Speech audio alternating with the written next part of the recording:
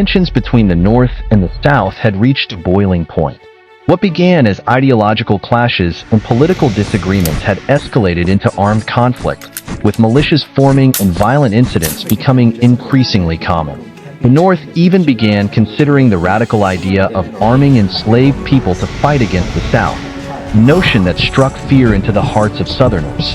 While enslaved individuals had not yet rallied to John Brown's call for rebellion, the South feared that such a day might come, and they dreaded the possibility of a violent uprising. In response, the South began arming itself, forming militias that initially aimed to protect their way of life. Over time, these militias evolved into a more organized force, laying the groundwork for what would become the Confederate Army. This growing militarization signaled that the conflict was no longer just a series of skirmishes, it was heading toward a full-scale war. But where was the U.S. president during all of this? The answer lies in the election of 1860, which marked a turning point in American history. Up until then, the Democratic Party had dominated the presidency. However, the party was deeply divided over the issue of slavery, unable to unite behind a clear stance. It was seen as an old-fashioned party, clinging to outdated ideologies. Enter the Republican Party, a new political force that emerged as a progressive alternative.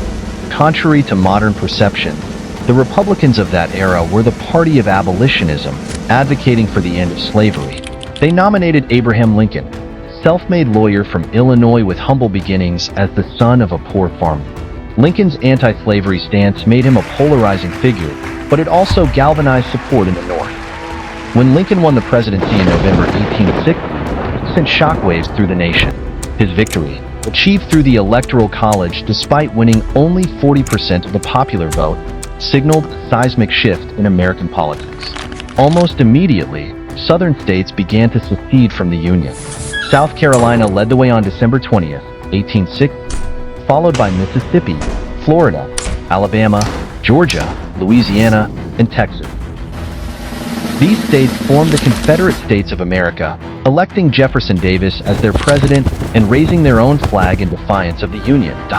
Lincoln's inauguration in March 1861 was a somber affair. He made it clear that he would not negotiate with the seceded states and was prepared to use force to preserve the Union. By April 12, 1861, first shots of the Civil War were fired at Fort Sumter in South Carolina. The Confederate attack forced the fort's surrender after 36 hours, and Lincoln responded by declaring war on the seceded states. However, he faced a significant challenge. The U.S. Army was woefully unprepared. At the time, the entire U.S. military consisted of fewer than 17,000 soldiers, most of whom were stationed in the West to deal with conflicts involving Native American tribes. Lincoln called for 75,000 volunteers to join the Union Army, and the response was overwhelming. Thousands of men from northern cities and towns eagerly signed up, believing they were fighting for a noble cause.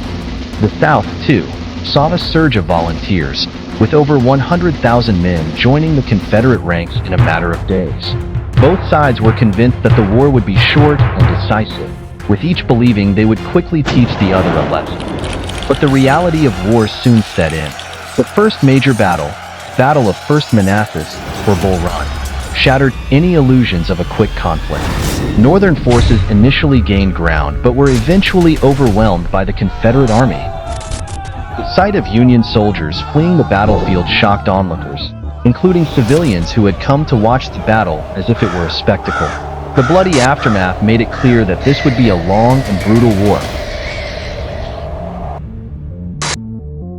As the conflict dragged on, Lincoln was frustrated with the Union Army's defeat and sought a new commander to rebuild and lead his forces. He turned to George B. McClellan, a promising general known for his organizational skills. McClellan quickly set about transforming the army, instilling discipline, improving training, and strengthening its structure.